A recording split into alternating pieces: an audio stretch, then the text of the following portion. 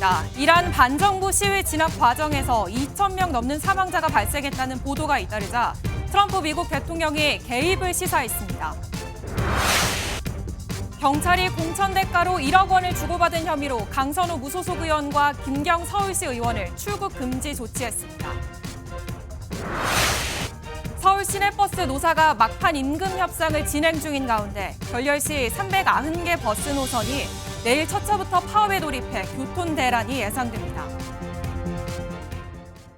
여러분 안녕하십니까? 인구 9,300만 명, 중동에 위치한 이란이 심상치 않습니다. 경제난으로 촉발된 반정부 시위가 180개 도시로 확산됐습니다. 최고 지도자 하메네이 사진이 곳곳에서 불타고 있습니다. 사망자는 적어도 530여 명, 2,000명 이상이라는 분석도 제기됩니다.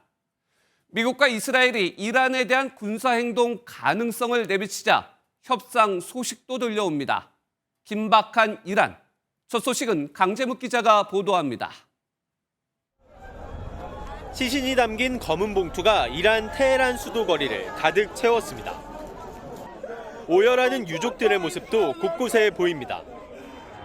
이란의 반정부 시위가 2주 넘게 이어지면서 사망자가 급증하고 있습니다.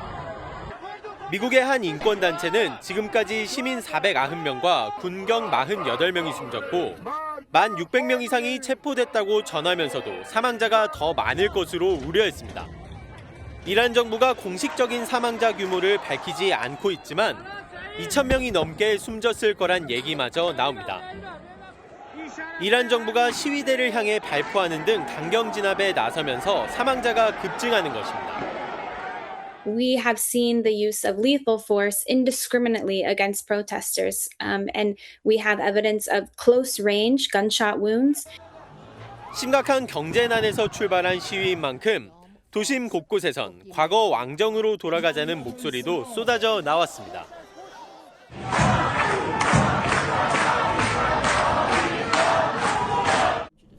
현재 미국의 망명 중인 이란 마지막 국왕의 아들 팔레비 왕세자도 시위를 독려하고 나섰습니다. To return to Iran at the first possible opportunity. I'm already planning on that and the transition team. 종교 지도자가 최고 권력을 갖는 신정 체제가 지난 1979년 이란 이슬람 혁명으로 세워진 이래 최대 위기를 맞았습니다. MBN 뉴스 강재묵입니다. 미국의 군사적 개입 가능성이 커지자 이란이 먼저 손을 내밀었습니다.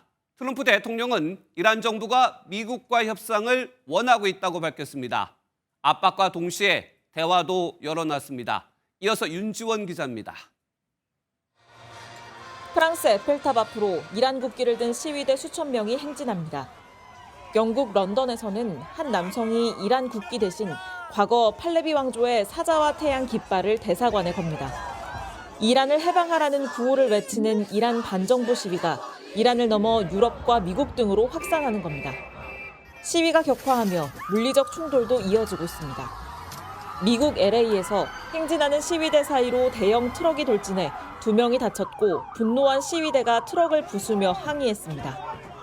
사태가 악화하자 트럼프 대통령은 이란 정부를 향해 폭력으로 지배하고 있는 것 같다며 경고에 나섰습니다. We're looking at it very seriously. The military is looking at it, and we're looking at some very strong options. We'll make a determination. 이란에 대한 군사 개입을 다시 한번 시사한 건데 트럼프 대통령은 실제 정부 당국자들과 실행 여부를 검토하고 있는 것으로 전해집니다. 동시에 대화의 문도 열어뒀습니다. 이란 지도자들로부터 전화를 받았다며 이란 정부가 미국과의 협상을 원하고 있다고 밝혔습니다.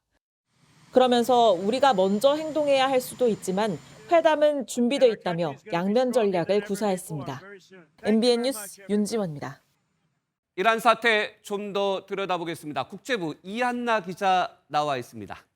이 기자, 시작은 물가 불안이었는데 이렇게 시위가 확산된 이유가 뭡니까? 네, 벌써 2주를 넘겼습니다.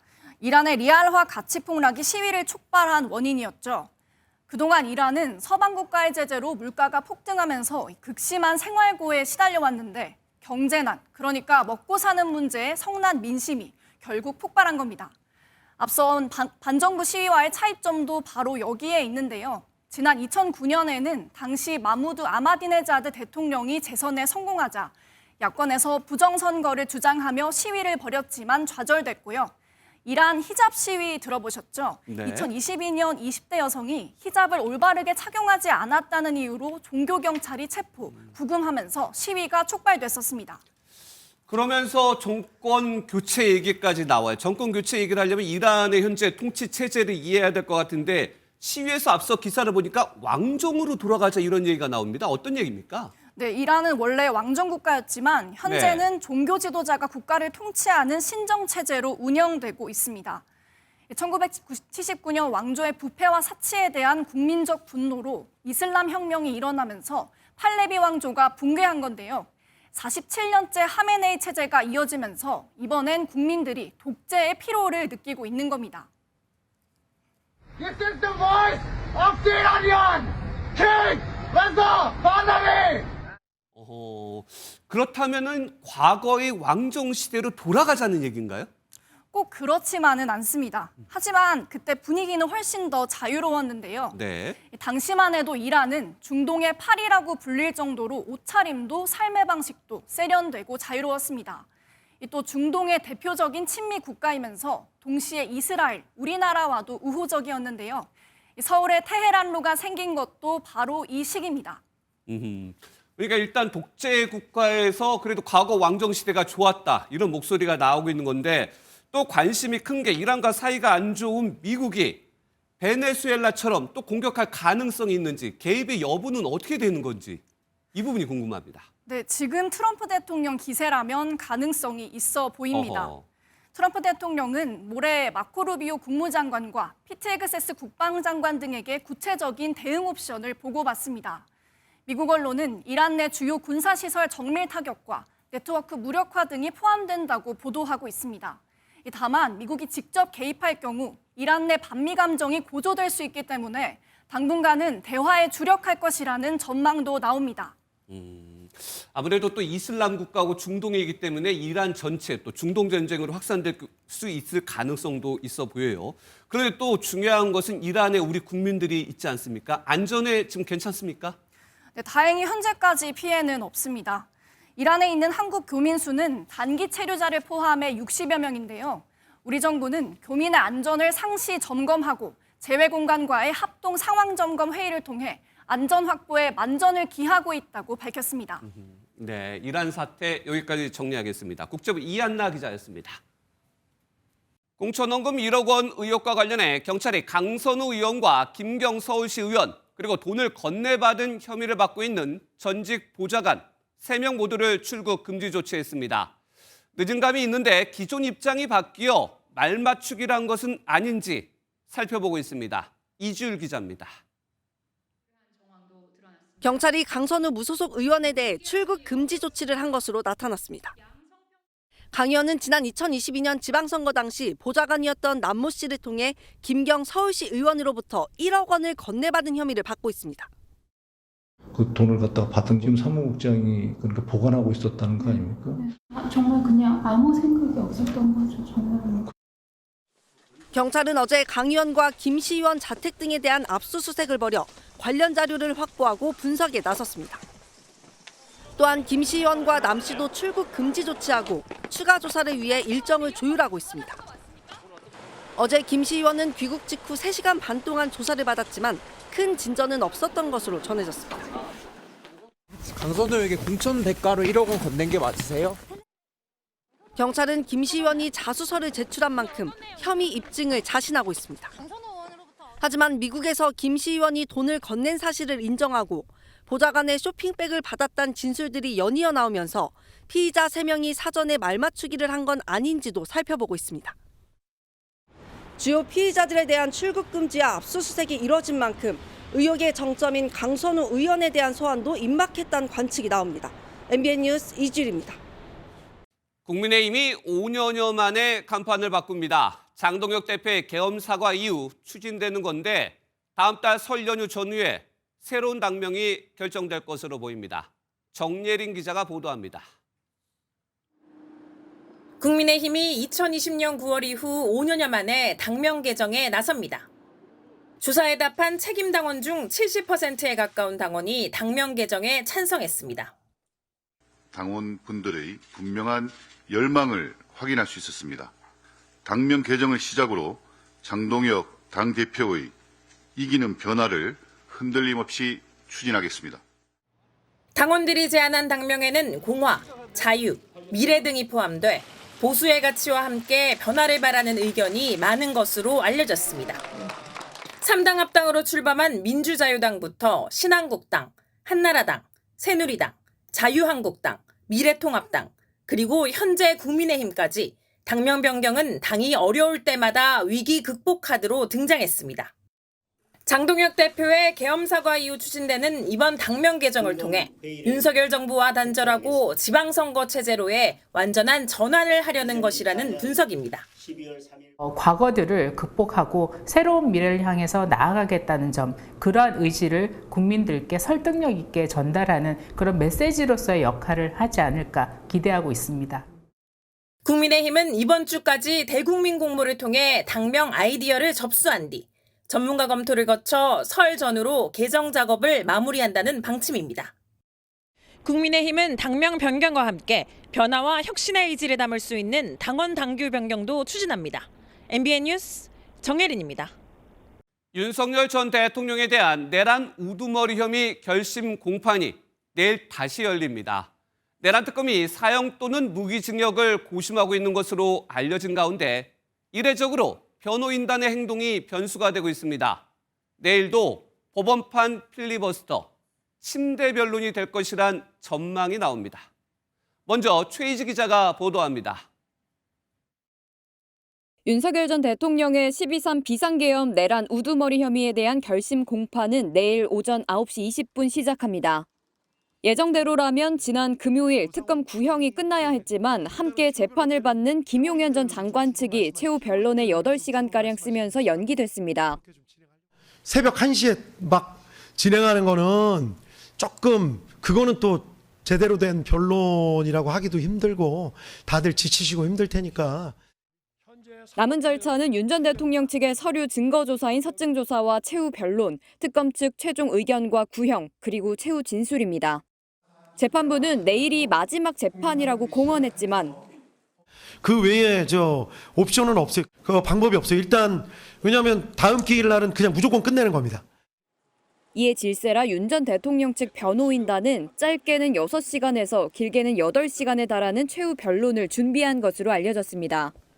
상황에 따라 변론을 더 길게 할 수도 있고 재판 순서도 변동될 수 있어 특검 구형은 늦은 밤 혹은 자정을 넘어 이뤄질 가능성도 있습니다. 12.3 비상계엄 당시 언론사 단전 단수 지시를 전달하는 등 내란에 가담한 혐의를 받는 이상민 전 행정안전부 장관에게 오늘 징역 15년이 구형됐습니다. MBN 뉴스 최희지입니다. 그런데 재판을 지연시킨 김용현 전 장관 변호인단은 자화자찬을 이어가고 있습니다. 정말 피고인에게 필요한 변론인지 전략인지 또 반복될 것 같은데 내일은 재판부가 신속 재판을 위한 지휘권을 행사할지도 관심이 쏠리고 있습니다. 이어서 박규원 기자입니다. 지난 9일 재판에서 8시간이 넘는 변론을 이어간 김용현 전 장관 변호인단은 자신의 유튜브를 통해 임무를 완수했다며 자화자찬했습니다. 당일을 뚫고 해야 할 일을 했습니다. 대통령 변호인단이 매우 감사한 상황이었죠. 왜냐하면 풀데이를 얻었으니까요. 재판 지연 전략이 있었음을 스스로 인정한 셈입니다. 역시 윤 전 대통령과 김 전 장관이 나란히 피고인으로 나온 오늘 일반이적 혐의 재판에서도 출석 의무가 없는 특검보가 안 나왔다며 억지 주장을 펼칩니다. 특검보가 출석하지 않은 거 아닙니까? 특검보 없으면은 소송 절차 진행하면 안 된다는 입장입니다. 저희 진행에 협조하지 않겠습니다. 때문에 일부 법조계와 여권에서는 재판장인 지기현 부장판사가 신속 재판을 위한 지휘권을 적극 행사해야 한다는 목소리가 높습니다. 다만 지기현 부장판사는 추후 절차적 흠결을 없애기 위해 최후 변론을 다 듣겠다는 입장인 것으로 알려졌습니다. 추가로 잡힌 결심 공판에서도 초장시간 최후 변론이 반복될 가능성이 높은 상황입니다. MBN 뉴스 박규원입니다. 경기도 성남시가 대장동 개발 민간업자들의 범죄 수익 환수를 위해 가압류한 계좌가 텅 비어 있는 깡통 계좌로 확인됐습니다. 이대로라면 이들을 상대로 한 민사소송도 별다른 실익은 없을 것으로 보여 범죄 수익 환수에도 제동이 걸렸습니다. 이 소식은 이재호 기자가 보도합니다. 법원은 대장동 개발비리 사건과 관련해 지난달 민간 개발업자들의 재산 5천억 원 상당을 동결했습니다. 성남시가 이들을 상대로 한 채권 가압류 신청 등 14건을 모두 받아들였던 겁니다. 검찰이 이들 일당에 대한 항소를 포기하면서 돈도 못 건지는 것 아니냐는 우려가 커지자 피해 당사자인 성남시가 대신 나선 결과였습니다. 그런데 성남시가 막상 계좌를 들여다보니 이른바 깡통으로 드러났습니다. 2,700억 원을 청구한 김만배 씨 측 화천대유 계좌에 남아있는 돈은 7만 원, 또 다른 계좌에는 고작 5만 원이 전부였습니다. 5,579억 원의 가압류 재산 가운데 계좌에서 확인된 잔액은 고작 4억 7천만 원에 불과했습니다. 성남시는 검찰이 이미 4년 전 이런 사실을 알고 있으면서도 자금 흐름을 공유하지 않았다고 비판했습니다. 성남시에 실익이 없는 사건 초기 결정문만 던져준 검찰의 행태는 이 제2의 항소 포기와 같은 그런 비협조 또 범죄 수익 비호 아닌가 대단히 유감스럽게 생각하는 바입니다. 성남시는 시민의 재산 단 1원도 포기하지 않겠다며 지금이라도 검찰의 협조를 촉구했습니다. MBN 뉴스 이조입니다. 이번엔 사건 사고 소식입니다. 이틀 전 다중 추돌 사고로 5명이 숨졌던 바로 그 고속도로에서 같은 비극이 반복됐습니다. 서산 영덕 고속도로인데요. 오늘 새벽 또 4중 추돌 사고가 발생해 2명이 목숨을 잃었습니다. 김영현 기자입니다. 어두컴컴한 고속도로에서 2톤 화물차가 앞서가던 14톤 화물차를 추돌하는 사고가 발생했습니다. 한 대는 비상등을 켜고 있지만 다른 한 대는 아무런 불빛도 없이 반대 방향으로 멈춰서 있습니다. 5분 뒤 9톤 화물차와 8.5톤 화물차가 잇따라 사고 현장을 덮칩니다. 서산 영덕고속도로 청주 방향 문희 청남대 휴게소 인근에서 화물차 4대가 추돌한 겁니다. 이 사고로 2톤 화물차 운전자와 9톤 화물차 운전자가 숨졌고 다른 화물차 운전자 2명은 부상을 입고 병원으로 옮겨졌습니다. 사고 화물차입니다. 이렇게 앞부분이 움푹 찌그러져 사고 당시의 충격이 얼마나 컸는지 고스란히 보여주고 있습니다. 경찰은 사고 차량 운전자들이 미처 앞을 보지 못하고 사고를 낸 것으로 보고 있습니다. 그 추돌 사고 난 거예요. 전방 주시를 잘 안 한 거죠, 뭐. 그제 오전 6시 10분쯤에는 같은 고속도로 남상주 나들목 인근에서 다중 추돌 사고가 발생해 5명이 숨졌습니다. 사고 원인은 이른바 블랙아이스로 불리는 도로 위 살얼음으로 추정됩니다. MBN 뉴스 김영현입니다. 이렇게 보신 것처럼 이틀 만에 같은 고속도로에서 비슷한 사고가 잇따른 원인으로는 도로 위에 생기는 얇은 얼음막, 블랙 아이스가 지목됩니다. 운전자 눈에는 잘 보이지 않지만 한번 사고가 나면 대형 참사로 이어지기 쉽습니다. 하필 오늘 또 눈이 내리기 시작하는데 막을 방법은 없는 건지 주진희 기자가 알아봤습니다. 사고로 아수라장이 된 도로 위에서 한 남성이 다급하게 수신호를 보냅니다.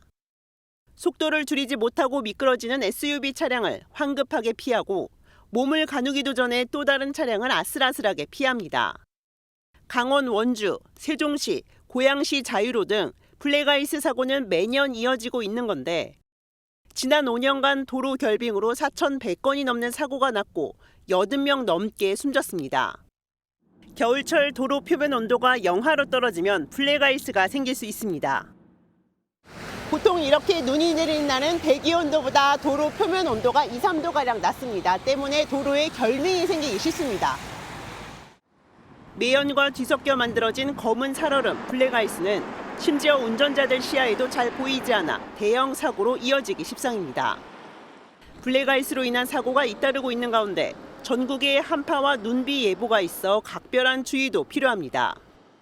영하권 날씨가 지속이 된다면 최대 5일간은 운전하실 때 조심하셔야 됩니다. 5일간 발생한 미끄럼 사고 건수가 거의 동일했습니다.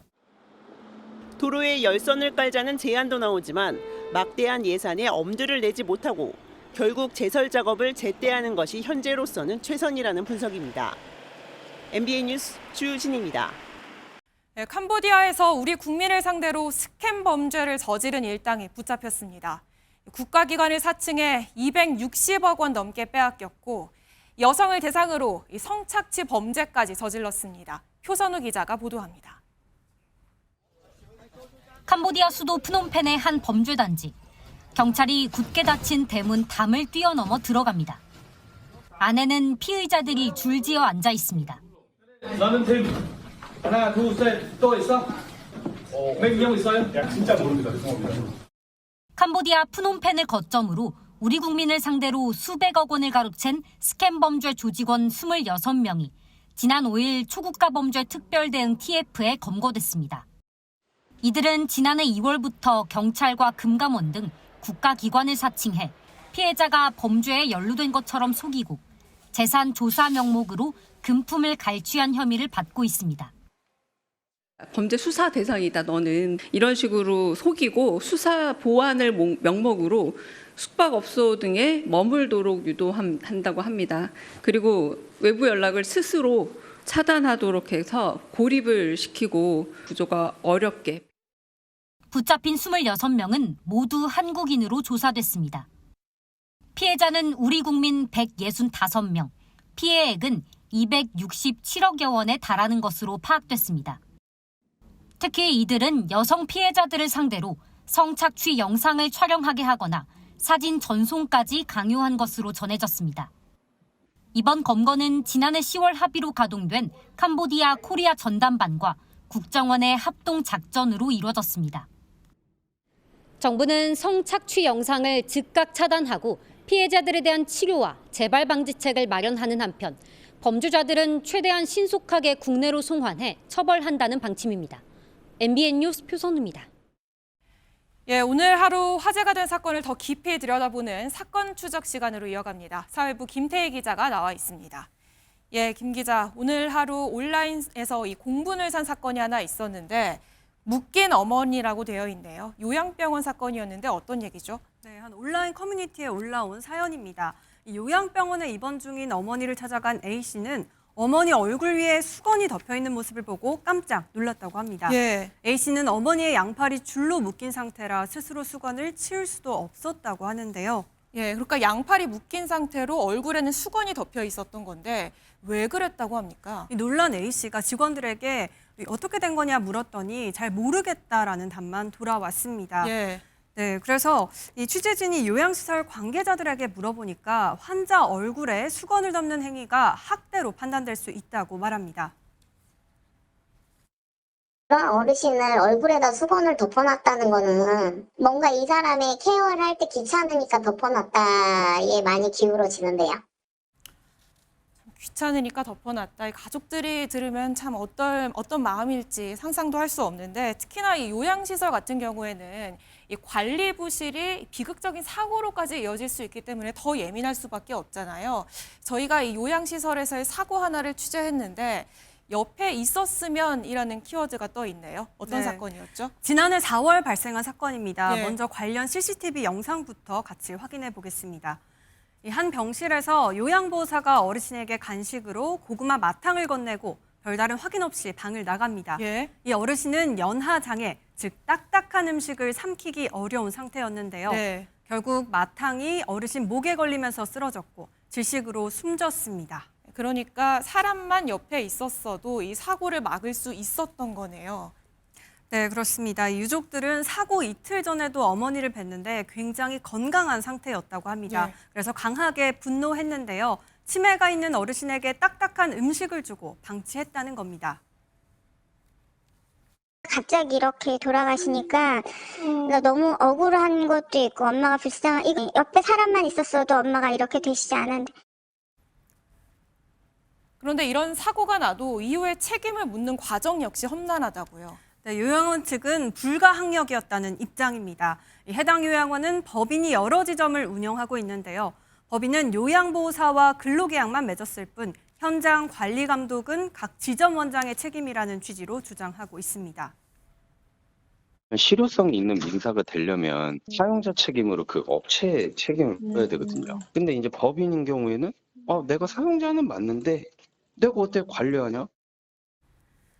개별 요양보호사의 처벌을 넘어서 운영 주체에 대해서 직접 책임을 묻지 않고서는 어르신들의 안전은 여전히 법의 사각지대에 머물 수밖에 없습니다. 예, 이렇게 요양시설에서의 방치 사고 문제까지 자세히 짚어봤습니다. 사회부 김태희 기자였습니다. 예, 이런 요양시설 문제만 해결되면 어르신들의 삶은 정말 나아질까요? 연금을 쥐어짜도 최저 생계비에도 못 미치는 소득으로 살아가는 어르신들이 280만 명이 넘습니다. 노년의 위기에는 생활고도 자리하고 있습니다. 한범수 기자가 보도합니다. 만 65세 이상 노인들에게 기초연금이나 국민연금만으로 생활이 가능한지 물었습니다. 병원비도 안 되죠. 자식들이 좀씩 도와주고 그러면 한 15일 정도면 더 사라지 없는 것 같아요. 돈 막 쓰지 않은 대로. 매달 꼬박꼬박 연금이 나오지만 대부분 생활하기에 빠듯하다고 대답합니다. 기초연금과 국민연금을 동시에 받는 노인은 342만 명 정도입니다. 이 중 286만 명은 월 최저생계비 76만 5천 원조차 넘기지 못하고 있습니다. 연금을 2개나 받아도 생활고를 피하지 못하는 것입니다. 설령 최저생계비를 넘기더라도 삶의 질을 유지하는 데는 역부족입니다. 국민연금공단 연구원에 따르면 노년의 기본적인 생활 수준을 지키려면 월 140만 원 정도가 필요합니다.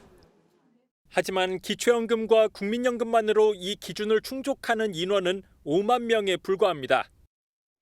기초연금과 국민연금을 받아도 일정 금액 이하인 분들에 대해서는 별도의 어떤 최저보증연금 제도를 도입을 해서 노인 빈곤율을 줄이기 위해 연금의 소득 대체 효과를 강화하는 동시에 노인 일자리 사업을 확대해야 한다는 목소리가 커지고 있습니다. MBN 뉴스 한범수입니다. 그런데 물가는 계속 오릅니다. 쌀이나 과일은 물론이고요. 한식에 빠질 수 없는 마늘값은 1년 새 16%가 뛰었습니다. 홍지호 기자가 보도합니다.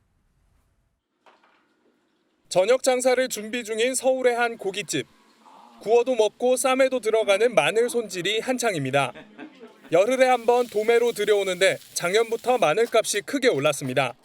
마늘은 삼겹살 기름에 구워야 제맛이라 가격이 뛴다고 줄일 수가 없는데 걱정입니다. 2만 1,000원 정도에 들어던 물건이 6,000원이 인상됐습니다. 마트에서 파는 마늘도 상황은 비슷합니다. 국산 깐마늘 1kg의 평균 가격은 11,700원 정도입니다. 1년 전보다 16% 넘게 올랐습니다. 그렇다고 국이나 각종 반찬에 넣는 양을 줄일 수도 없어 소비자들은 부담입니다. 항상 필요하니까 사야 되는 모든 음식에 다 들어가는 재료이기 때문에 줄일 수는 없죠. 지난해 마늘 물량이 부족하자 조기에 수확에 나서면서 제대로 연글지 못했던 탓입니다. 수확기인 6월까지는 현재 수준 가격이 이어질 거란 전망입니다. 수율들이 올해가 잘 안 나오는 편이어서 깐마늘로 가공되면서 물량 부족이 좀 나타나는 부분이 있고 양파 소매 가격도 10% 정도 오른 상황이어서 정부는 양념 채소가 변동이 더 심해지면 비축 물량을 풀어 가격 안정에 나설 방침입니다. MBN 뉴스 홍지호입니다.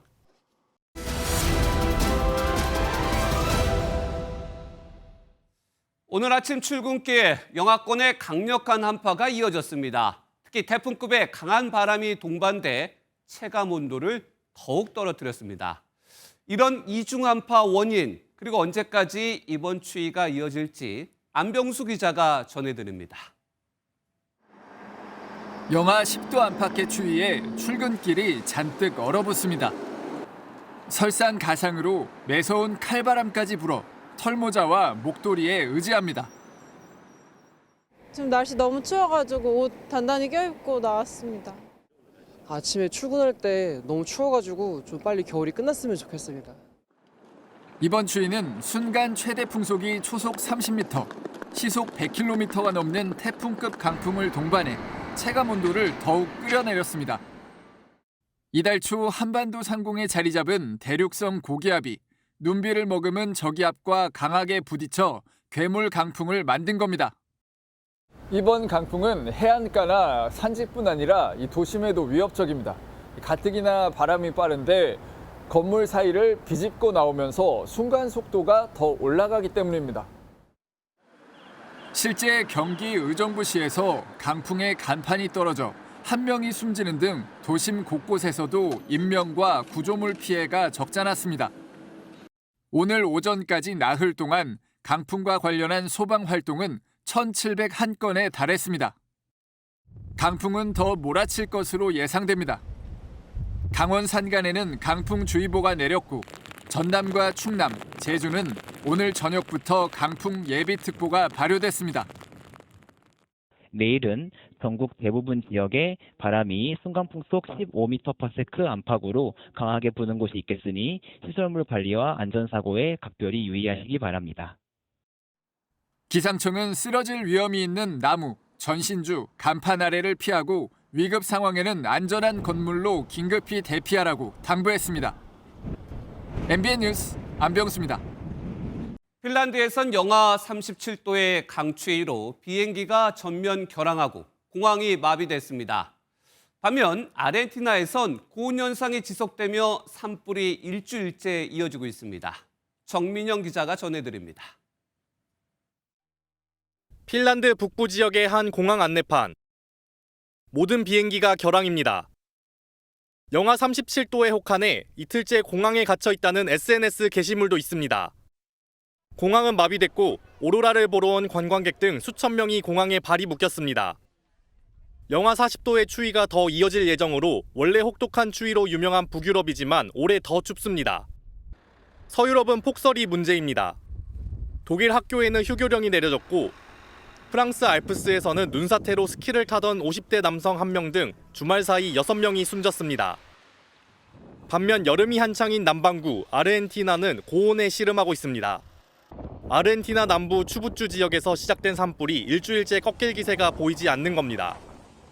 붉은 화염이 숲을 삼키고 검은 연기가 하늘을 온통 뒤덮었습니다. El Estado hace demasiado poco y esto es demasiado grande. Así que habrá que hacerse cargo, gente, de esto, porque la gente está salvando la situación.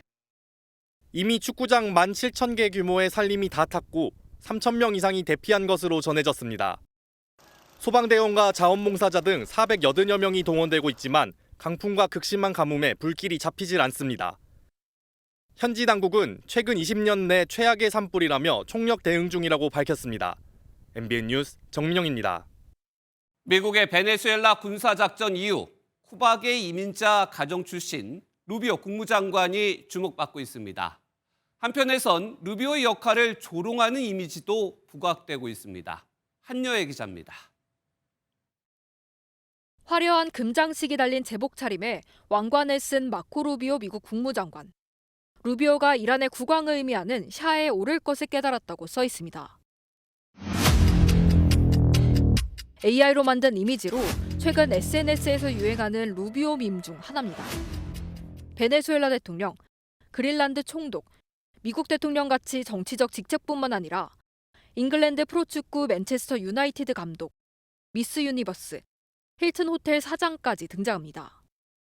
루비오가 국무장관 외에도 백악관 국가안보보좌관, 국립문서기록관리청 청장대행 등 광범위한 업무를 겸임 중인 걸 꼬집으며 사실상 조롱하는 겁니다.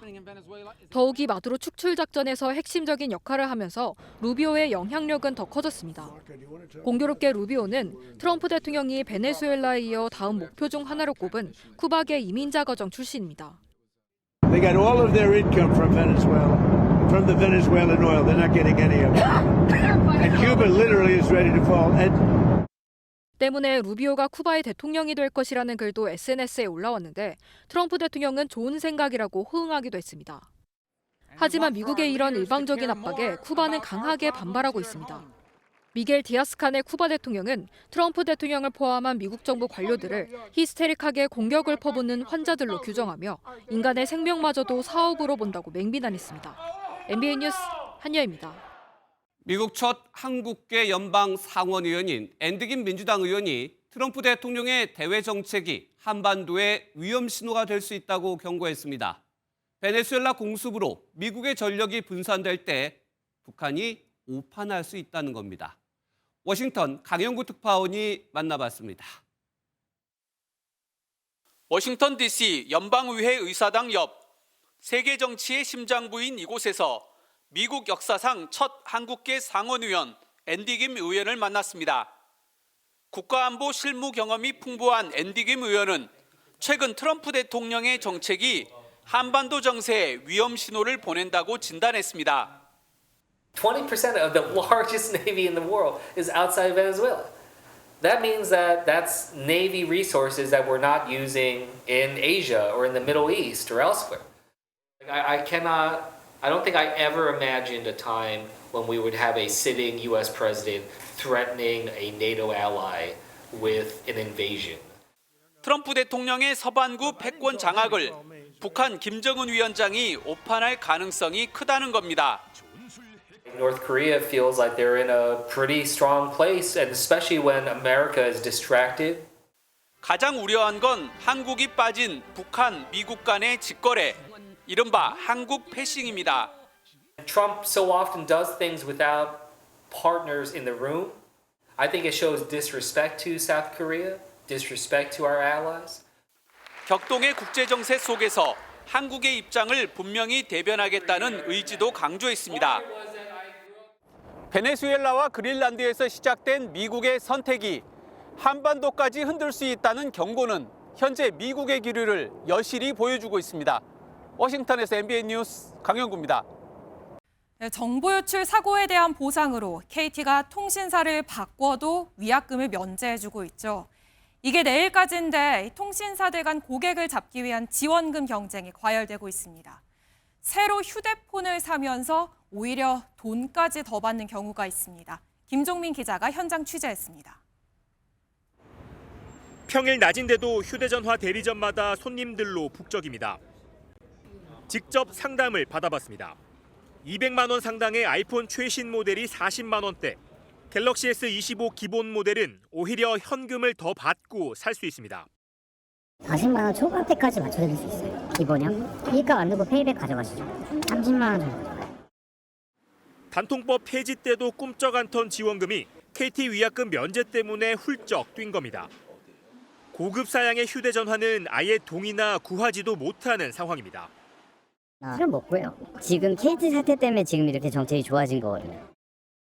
위약금을 면제하기 시작한 지난해 말부터 지난 10일까지 KT를 떠난 고객은 21만여 명.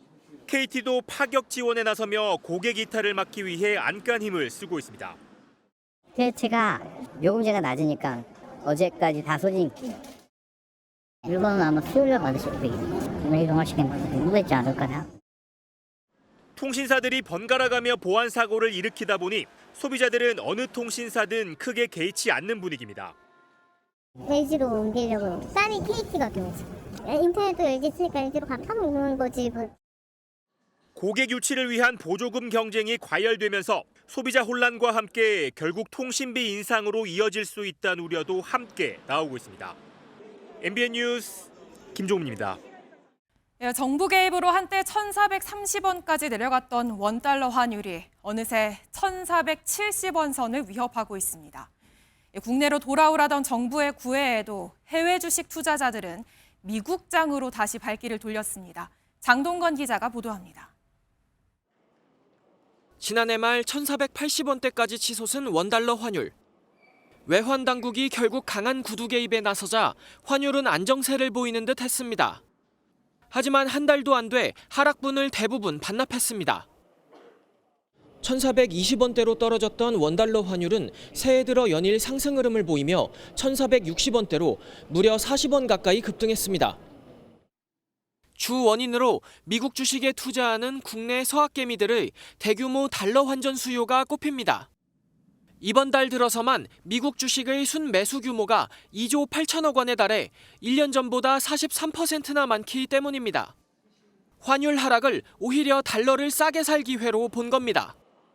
국장으로 돌아가봤자 어차피 손해볼 게 더 커가지고 수수를 먼저 시켜도 그래서 그냥 계속 어차피 다시 달러는 강세를 보일 게 뻔하니까. 해외 주식을 판 돈으로 국내 주식을 사면 1년간 양도세를 감면해주는 대책도 나왔지만 미국으로 시선을 돌려버린 서학개미를 잡기엔 여전히 충분치 않았다는 분석이 나옵니다. 방향성을 바꿀 정도의 이 대책이었다라고는 생각하지 않고 있고요. 환율이 하향 안정화되기 위해서는 추가적인 안정화 노력이 서학개미들은 미국장으로 달려갔지만 코스피는 원전, 2차 전지 등으로 매수세가 옮겨가며 사상 처음 4,600을 넘어 마감됐습니다. MBN 뉴스 장동건입니다. 서울 시내버스 노조가 내일 총파업을 예고한 가운데 막판 교섭에 나섰습니다. 협상에 이르지 못하면 당장 내일 아침 출근길부터 버스가 멈춰섭니다. 취재 기자 연결해 자세한 소식 알아보겠습니다. 예, 안유정 기자, 현재 협상 상황 전해주시죠. 네, 서울지방노동위원회에 나와 있습니다. 협상은 오후 3시부터 이어지고 있는데요. 오늘 교섭의 핵심은 임금 인상을 얼마나 하느냐입니다. 먼저 노조 측은 3% 임금 인상안을 제시했습니다. 하지만 사측은 노조의 제안이 사실상 19% 인상에 가깝다면서 불가하다는 입장입니다. 정기 상여금을 통상 임금으로 인정하게 되면 인상액이 큰 폭으로 늘어나기 때문입니다. 이번 교섭에서 통상 임금 문제를 거론하지 않기로 했습니다. 민사 소송을 제기하기로 했습니다. 그런데 지금까지 이제 합의에 이르지 못한 그 부분에서 너무 안타깝게 생각하고요. 혹여나 협상이 결렬되면 당장 내일 출근길 시민들의 큰 불편이 예상되죠. 네, 만약 이 협상이 결렬될 경우 내일 새벽 4시 첫 차부터 파업이 시작됩니다. 이어지는 한파와 오후부터 눈까지 내린 도로에 버스가 멈춘다면 교통대란은 불가피할 것으로 보이는데요. 서울시는 버스 파업이 시작되면 지하철 운행부터 늘릴 계획입니다. 오전 6시부터 10시까지 평소보다 172회 확대 편성해 운영합니다. 또 서울 25개 자치구는 무료 셔틀버스를 운영할 계획인데 각 구청 홈페이지에서 노선과 시간을 확인할 수 있습니다. 내일 아침 출근하시는 분들은 평소보다 조금 일찍 일어나셔서 반드시 시내버스 운행 상황을 미리 확인하셔야 할 것 같습니다. 지금까지 MBN 뉴스 안유정입니다. 미국과 중국이 주도권 경쟁을 벌이는 로보택시 시장에 한국이 본격 도전장을 내밀었습니다. 현대차 그룹이 첫 로보택시를 공개했는데 올해 말부터 미국 라스베이거스에서 먼저 상용화에 들어갑니다. 정설민 기자가 보도합니다. 야자수를 배경으로 달리는 자동차. 사람이 길을 건너면 잠시 멈췄다 다시 출발하고 과속 방지턱을 지날 땐 알아서 속도를 늦춥니다. 교차로에서는 깜빡이를 켜고 신호에 따라 지나가며 복잡한 시내도 자유자재로 운전합니다. 올해 말 미국 라스베이거스에서 상용화에 들어갈 현대차 그룹의 로보택시입니다. 이제 교통 법규라든지 그런 것들을 굉장히 좀 철저히 준수를 해가면서 이렇게 디벨롭을 해가는 그런 정책을 이제 고수를 하고 있습니다. 로보택시는 운전자 없이 스스로 목적지까지 이동하는 자율주행 택시로 현대차 그룹의 로보택시는 카메라와 레이더, 라이다 등 모두 29개 센서가 안전주행을 이끕니다. 2020년 미국의 자율주행 업체와 합작 법인을 만든 뒤 지금까지 무려 5조 원이 투입됐습니다. 미국과 중국이 주도권 경쟁을 벌이는 로보택시 분야에 우리나라도 본격적으로 뛰어든 겁니다. 미국은 구글의 웨이모와 테슬라가 시장을 주도하는 가운데 엔비디아도 출사표를 던졌고 Today we're announcing Alpamayo, the world's first thinking, reasoning autonomous vehicle AI. 중국은 정부의 전폭적인 지원 아래 바이두를 필두로 10곳이 넘는 도시에서 로보택시가 운행하고 있습니다. 전 세계 로보택시 시장 규모는 2035년 1,700조 원을 넘어설 걸로 추정되는 상황. 미국과 중국 업체들이 주도하는 로보택시 시장에 현대차 그룹이 본격 합류하면서 판도에 어떤 변화를 가져올지 주목됩니다. MBN 뉴스 정세민입니다. 경찰이 쿠팡의 개인정보 유출 피해가 쿠팡이 밝힌 3,000건보다 훨씬 더 많은 것으로 파악했다고 밝혔습니다. 쿠팡이 피해를 축소한 것 아니냐는 의혹이 커지는 가운데 정작 로저스 대표는 경찰의 첫 소환에도 응하지 않았던 것으로 드러났습니다. 황지원 기자입니다. 정보 유출 파장이 확산한 지난해 말, 쿠팡은 긴급 입장문을 냈습니다. 자체 조사 결과 유출자가 3,300만 명의 정보를 빼갔지만 이 가운데 3,000명만 저장했고 범행에 사용된 장비도 회수했다는 겁니다. 그런데 경찰의 중간 수사 결과는 달랐습니다. 쿠팡 본사 압수수색 등을 통해 확보한 자료를 분석한 결과 피해 규모가 쿠팡이 밝힌 3,000건보다 훨씬 많다는 겁니다. 경찰 고위 관계자는 압수물 분석이 끝나지 않았지만 쿠팡 측에서 발표한 개인정보 유출량보다는 많은 걸로 보고 있다고 밝혔습니다. 결국 쿠팡이 사태를 서둘러 진화하기 위해 실제 피해 규모를 축소 발표했다는 논란을 피하기 어려워 보입니다. 이런 쿠팡의 자체 조사와 관련해 논란의 중심에 선 헤럴드 로저스 대표. 있습니다. 이 점에 대해서 저희가 공개를 했습니다. 저희가 중국에서 저희가 자체적으로 혼자서 자의적으로 했다고 그렇게 생각하십니까? 국회 청문회장에서 책상을 치며 다소 격앙된 모습을 보였던 로저스 대표는 지난 5일 경찰의 1차 소환 통보에 응하지 않은 걸로 드러났습니다. 경찰은 2차 소환 통보를 하며 일정을 조율하고 있는데 이와 별개로 출국 정지 역시 검토 중입니다. 로저스 대표는 국정원 지시로 유출 피의자를 만났다는 취지로 답변했었는데 국회 과방위는 국회 증언감정법상 위증 등의 혐의로 고발을 의결한 상황입니다. 경찰은 국회 고발이 접수되는 대로 국정원과 접촉했다는 쿠팡 측의 주장에 대해서도 사실관계 확인에 나설 방침입니다. MBN 뉴스 황지원입니다. K-팝 데몬 헌터스가 미국 최대 시상식 중 하나인 골든글로브 2관왕에 오르며 K-애니메이션의 새로운 역사를 썼습니다. 세계 부문 후보에 올라 기대를 모았던 박찬욱 감독의 신작 어쩔 수가 없다는 아쉽게 수상에는 실패했습니다. 심가현 기자입니다. And the Golden Globe goes to K-pop Demon Hunter. Golden from K-pop Demon Hunter. 작년 한 해 전 세계를 사로잡은 K-팝 골든이 팝의 본고장 미국의 권위 있는 시상식에서 울려 퍼집니다. 넷플릭스 애니메이션 K-팝 데몬 헌터스가 주제가상과 애니메이션 작품상을 동시에 거머쥐며 2개 부문 정상에 올랐습니다. 작품으로는 주토피아 2와 귀멸의 칼날을, 주제가로는 아바타 2와 위키드를 제친 눈부신 성과입니다. 아카데미상의 전초전격인 골든글로브에서 K-팝을 주제로 한 노래와 한국계 가수가 주제가상을 받은 건 이번이 처음이며 아카데미에 대한 기대감도 키웠습니다. A little girl, I worked tirelessly for 10 years to fulfill one dream, to become a K-pop idol. It's a dream come true. 엄마 사랑해. Thank you to the Golden Globes and for everyone who believed that a movie so deeply rooted in Korean culture could resonate with a global audience. 제가 사라지는 대로 바로 연락드리겠습니다. 이병헌은 박찬욱 감독의 영화 어쩔 수가 없다로 남우주연상 후보에 오르며 할리우드 스타들과 어깨를 나란히 했지만 수상의 문턱은 넘지 못했습니다. 겹경사를 맞은 캐데헌은 다음 달 그래미 어워즈에 이어 오는 3월 미 오스카 시상식에서도 새로운 역사에 도전합니다. MBN 뉴스 심가현입니다. 김종철 방송미디어통신위원회 초대위원장이 오늘 오후 정부 과천청사에서 열린 산하 공공기관 업무보고에서 코바코와 시청자 미디어 재단을 상대로 지능 관련 신규 사업을 적극 발굴해달라고 주문했습니다. 이날 코바코 업무보고는 유튜브 생중계됐으며 김 위원장은 이에 대해 국민주권 정부 철학에 따른 것이라고 설명했습니다.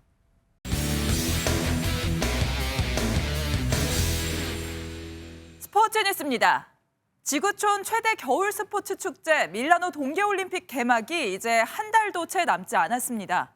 그런데 선수들이 달릴 빙판에 구멍이 뚫렸는데요. 서로는 눈 대신 흙바닥이 드러나 있습니다. 여전히 공사판인 아슬아슬한 현장을 황찬민 기자가 보도합니다. 빙판 곳곳에 긁힌 자국이 선명하고 관계자들은 보수 작업에 한창입니다. 동계올림픽 아이스하키 경기장인데 첫 시범 경기 도중 빙판에 구멍이 뚫려 시합이 중단되는 소동이 빚어졌습니다. 지난달 중순 예정됐던 개장이 미뤄져 개막을 코앞에 두고 가까스로 문을 열었지만 경기장은 여전히 어수선합니다. 로이터 통신은 VIP룸과 라커룸은 미완성이고 취재구역은 임시 천막으로 설치된 상태라고 꼬집었습니다. 주최 측은 부실 준비를 인정하면서도 경기에는 지장이 없다는 입장입니다. There may be some areas of the venue that are not as relevant for the games that may be not completely finished. 웃지 못할 해프닝에 선수들은 애써 침착한 반응을 보입니다. It was a little soft. The puck was kind of sticking, but I mean overall I think it was okay for the first few games on this new arena, and yeah, hopefully by Olympic time it'll be ready to go. 설상 종목이 열릴 산악지대도 사정은 마찬가지. 알파인 스키가 열릴 코르티나는 은빛 설원 대신 흙바닥 위에서 중장비들이 사투를 벌이고 케이블카 완공마저 늦어져 결국 티켓 판매를 제한하기에 이르렀습니다. 프리스타일 스키와 스노보드 경기가 펼쳐질 리비뇨 경기장 역시 점프대는 앙상한 뼈대만 드러낸 채 공사 중입니다. 점프대와 모굴 코스 등을 만들 때 인공눈이 필수적인데 눈을 제때 뿌리지 못해 기초 작업부터 꼬여버린 탓입니다. 늑장공사의 시범 경기마저 줄줄이 차질을 빚으면서 4년을 기다려온 우리 선수들은 경기장 적응은커녕 안전마저 걱정해야 할 처지입니다. MBN 뉴스 황찬민입니다. 한국 스피드스케이팅의 두 기둥 김민선과 이나현이 전국 동계체육대회에서 시원한 레이스를 선보였습니다. 밀라노 동계올림픽을 기대하게 하는 두 선수의 쾌속 질주. 스포츠 뉴스였습니다.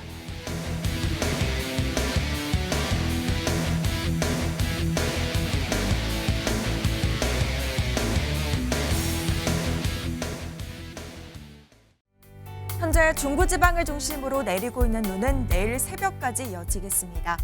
특히 경기 북부와 강원도에는 대설특보가 발효 중인 가운데 앞으로 최고 7에서 8cm의 많은 눈이 예상되고요. 충청 북부에도 최고 5cm, 서울과 전북 동부, 경북 북부에는 1cm 안팎의 눈이 쌓이겠습니다. 도로 곳곳으로 살얼음이 발생할 수 있어서 이동하실 때 조심하셔야겠습니다. 내일 아침은 오늘보다 추위가 덜하겠습니다. 서울이 영하 4도로 평년 수준을 회복하겠는데요. 다만 낮부터는 다시 찬바람이 강해지겠고 모레 아침에는 영하 9도까지 뚝 떨어지겠습니다. 한편 동해안과 영남 지역은 여전히 대기가 건조합니다. 여기에 해안가를 따라서는 바람도 무척 강하게 불어서 불씨 관리 잘해주셔야겠습니다. 내일 하늘은 차츰 개겠고요. 중부지방은 낮에도 영하권에 머무는 곳이 많겠습니다. 남부지방도 전주의 아침 기온 0도, 낮 기온은 2도, 대구는 4도에 그치겠고요. 찬바람 때문에 체감온도는 이보다 더 낮겠습니다. 목요일에도 새벽부터 오전 사이 전국 곳곳에 눈이 조금 예상됩니다. 날씨였습니다.